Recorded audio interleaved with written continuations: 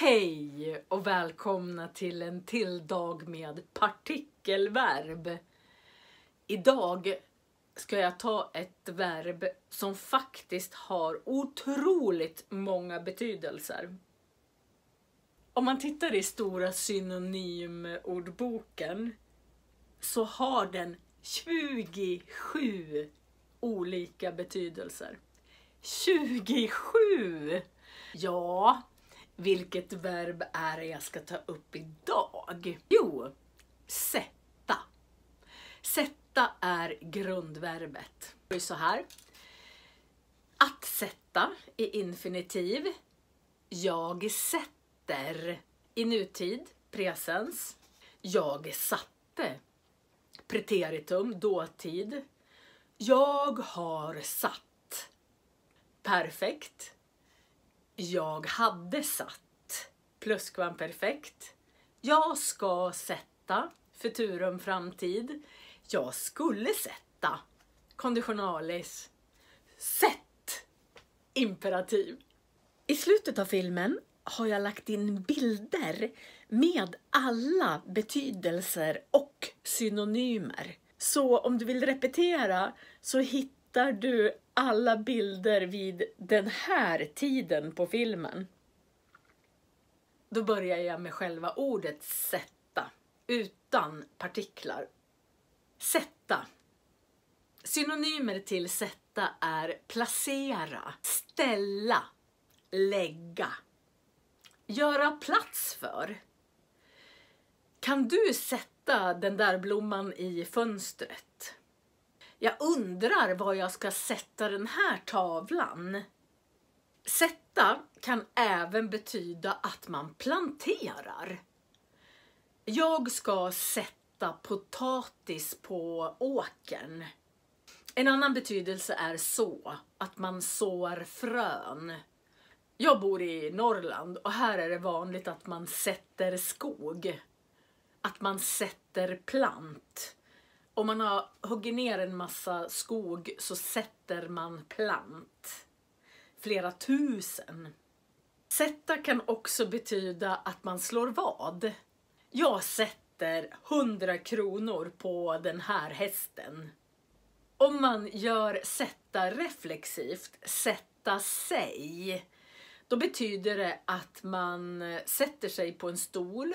Man slår sig ner. Man sätter sig. Man hittar en sittplats. I klassrummet kan man säga: alla barna, sätt er ner på era platser. Sätta sig kan även betyda att till exempel jord sätter sig. Då sjunker jorden ihop. Om man har grävt upp en gräsmatta, då kan man säga att vi måste vänta eftersom marken måste sätta sig, sjunka ihop. Sätta sig in i. Det kan betyda att man studerar, att man får ett grepp om. Man behärskar något. Man vänjer sig vid något. Hur går det på nya jobbet? Ja, jag måste sätta mig in i alla rutiner. Jag måste lära mig alla rutiner. Jag måste vänja mig vid alla rutiner. Vad gör du? Jag håller på att sätta mig in i hur det här fungerar. Jag vet inte riktigt. Ett roligt uttryck är sätta sig på tvären. Om man sätter sig på tvären, då gör man, alltså om det här är ett rör och allting flyter så här, då går det bra. Men om någonting sätter sig på tvären, då hamnar det så här mitt i röret och kanske sätter stopp. Och det här betyder att man trotsar. Man kan säga så här: måste du alltid sätta dig på tvären? Då är man inte följsam, man gör inte som någon annan vill. Man sätter sig på tvären. Sätta sig över. Om man sätter sig över någonting, då respekterar man inte. Vår nya kollega är jobbig. Han sätter sig över alla våra regler och gör precis som han vill. Sätta sig över, man respekterar inte. Man bryr sig inte om vad de andra tycker. Sätta av. Oj! Han satte av i en väldig fart. Det betyder att man ger sig iväg. Man går iväg. Han satte av på cykeln med en väldig fart. Sätta fast.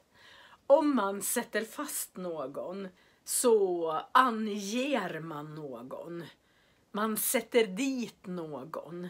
Man avslöjar någon. Jag skulle använda sätta fast mer i ett polisiärt sammanhang. Sätta fast kan ju också betyda att man sätter fast en tavla på väggen. Man fäster en tavla på väggen. Om man sätter fram något så dukar man. Kan du sätta fram tallrikarna på bordet? Kan du duka? Sätta igång. När man sätter igång något då börjar man med något. Man kan även starta något. Kan du sätta igång tvn? Kan du sätta igång med läxorna? Sätta igång, börja, starta. Många konstiga uttryck. Sätta i halsen. Om man sätter någonting i halsen, då får man kanske mat eller något. Och så måste man hosta upp det. Ett annat uttryck för det är att få i vrångstrupen. Oj, jag satt i halsen. Den här brödbiten hamnade i vrångstrupen. Om man sätter i sig så äter man snabbt. Man slukar maten. Man får i sig maten snabbt. Men sätt inte i dig maten så snabbt.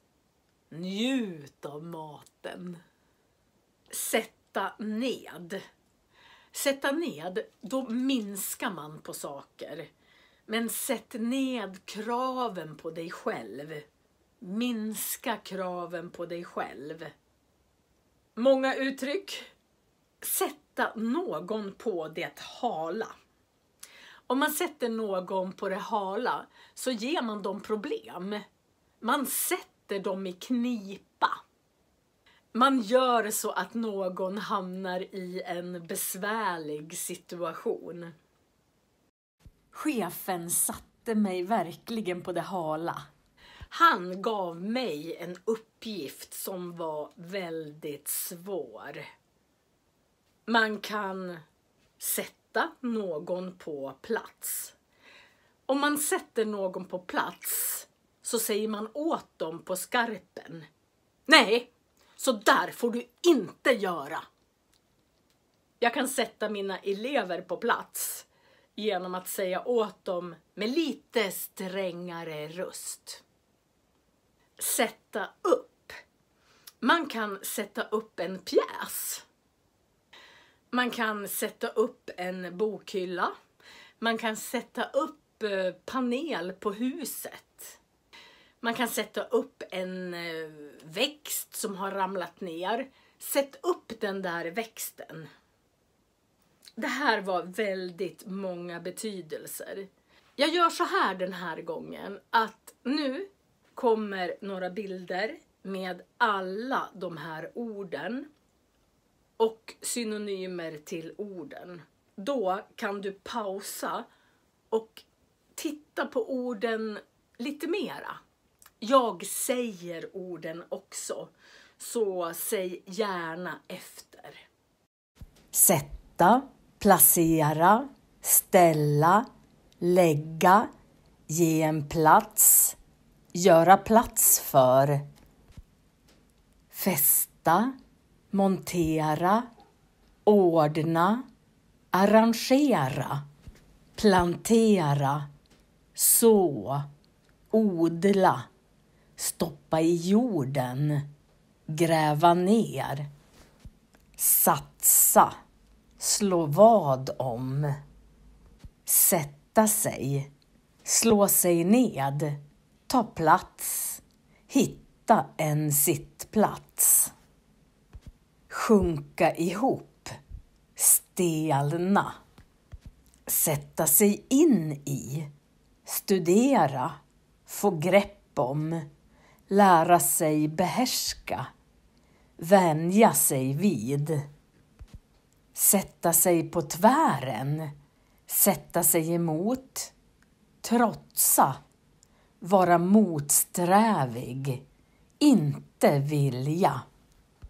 sätta sig över, inte bry sig om, inte respektera, strunta i, sätta av, ge sig av, sätta fart, sätta efter, följa efter, börja förfölja, sätta fast, ange, avslöja, sätta dit, häkta, sätta fram, duka fram, servera, sätta igång, starta, börja, inleda, sätta i halsen, sätta i fel strupe, få i vrångstrupen,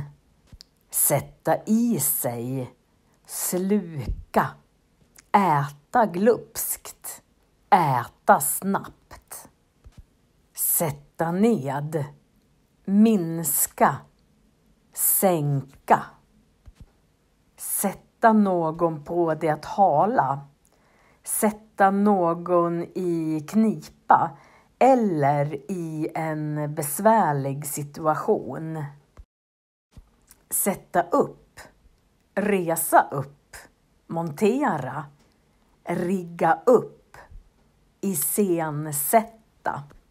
Det här var ännu ett väldigt vanligt verb på svenska. Sätta. Som har så många olika betydelser. Både när det står ensamt, i idiomatiska uttryck som sätta i halsen, sätta i vrångstrupen, sätta någon på det hala. Sen finns det ju även partiklar. Att lära sig ett språk är att lära sig alla de här nyanserna, alla de här betydelserna. Och det är ett hårt arbete. Ge inte upp. Ni behöver inte lära er alla de här idag. Men ta någon lite då och då. Sen har jag ju skrivit ner manuskriptet till hela den här filmen i första kommentaren. Lägg in alla mina manuskript i ett eget häfte i en bok och läs högt varje dag. Det tar ett tag att lära sig ett språk. Första gången man ser något så hamnar det i närminnet. Närminnet sitter här. För att det ska hamna i långtidsminnet som sitter här och man ska komma ihåg det man lär sig, så måste man repetera flera gånger.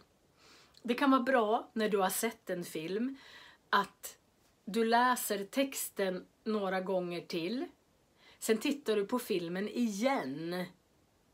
Om du övar uttal, läs högt. Jämför med min röst. Härma mina munrörelser och försök att låta som jag. Du kan spela in dig på din telefon. Sen kan du jämföra att du spelar upp dig och så lyssnar du på mig och så rättar du till uttalet. Ju mer du jobbar, desto lättare blir det. Faktiskt. Gå gärna med i min Facebookgrupp Svenska för nyanlända. Min Instagram Svenska med Marie. Om du prenumererar så blir jag enormt tacksam. Jag har gjort massor med spellistor. Jag länkar till alla spellistor här nere i kommentarerna. Studera mycket, lär dig med många nyanser. Du kommer snart känna att du behärskar det svenska språket. Vi ses i nästa film. Hej då!